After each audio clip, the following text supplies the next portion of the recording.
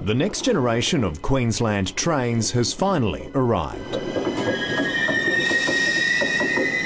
These are modern, state-of-the-art trains. They have wider aisles, they have higher back seats, they have infotainment screens. Departing Varsity Lakes this morning, the first reviews are mixed. I think it's light and bright. I love the big windows. They're beautiful, they're really nice. And the seats are a good height. It doesn't feel as open, feels a lot more closed. 3 NGR trains are ready, but only 2 have entered service on the Gold Coast and airport lines. This is the low-key, historic moment they passed each other for the first time.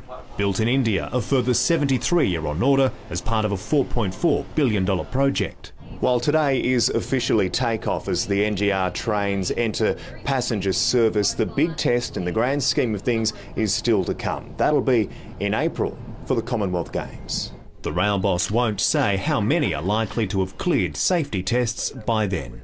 Well, I wouldn't like to put a number on that at this stage. So clearly we have a train and a series of trains that have passed that testing. So we would expect more repeatability, more consistency in the performance of these trains. Disability access, particularly to toilets, remains a major problem. Advocates see today's launch as premature.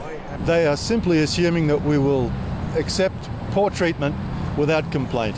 Queensland Rail has committed to make changes, but it's not a quick fix. It's applied to the Human Rights Commission for a temporary exemption. By putting this machine out into service now, before there is an exemption, the Disability Discrimination Act applies to it now. Complaint could be made today. Meaning the next stop could be court. Lachlan Kennedy, 10 Eyewitness News.